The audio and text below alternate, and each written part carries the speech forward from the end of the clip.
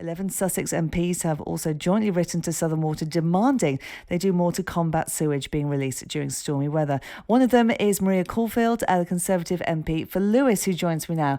Good morning, Maria. Good morning. This is, as I said to Juliet, such an important story, especially for our region, and it's a national story this morning as well. What's your reaction to this incident?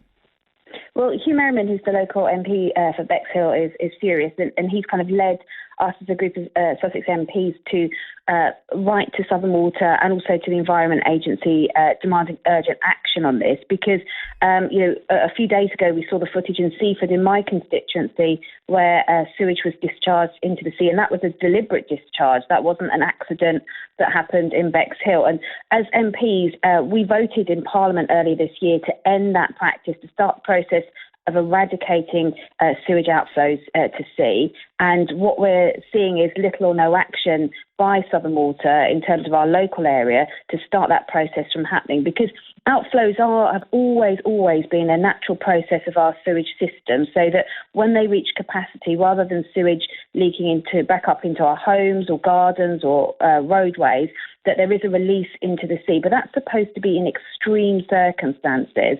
And I saw nothing this week after weeks of no rain.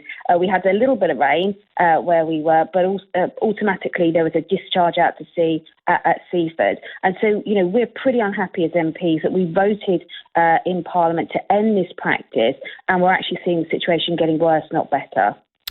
But forgive me, but did you not vote against a piece of legislation last year that would have forced water companies to reduce the impact of sewage discharges from storm overflows, and only brought in the very watered-down piece of legislation you mentioned after the strong public reaction? In March, the Conservative government voted against a law that would have named and shamed water companies that kill animals with sewage. Now, you've been in government for 12 years. Why are we not seeing more being done to crack down on this?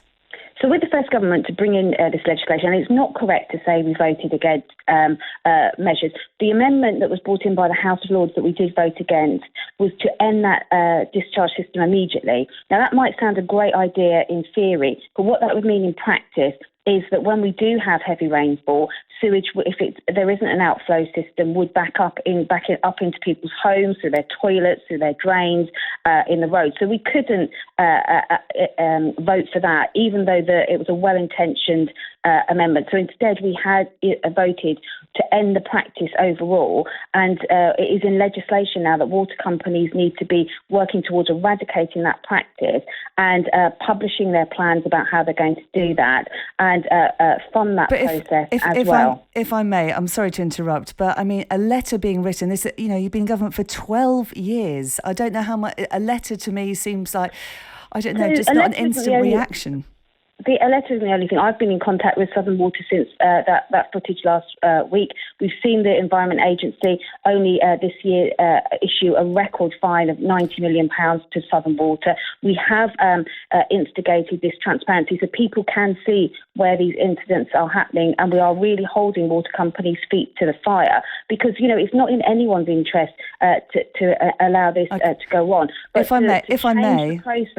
I may, just continue with the next question, Maria, if that'd be all right. Are you angry that this private company is making such big profits, paying out huge bonuses, still doing things like this? Why don't you pass a law to prevent them doing that? It seems outrageous.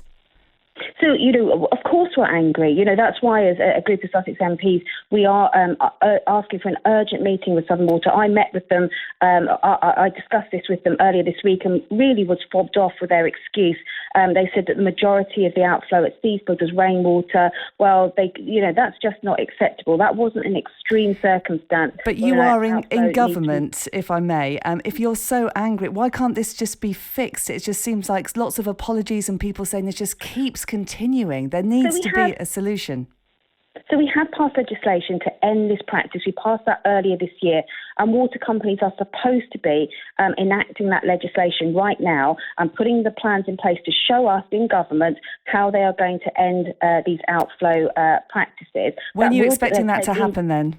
So that will take infrastructure change, and we are expecting the government published its plans only this week in terms of what they expect those water companies to be doing. And we are meeting with Southern Water and the Environment Agency to see what their plans are and to hold them to account. And if they're not quick enough, if they're not ambitious enough, we will be holding them to account and demanding better and faster action for our residents.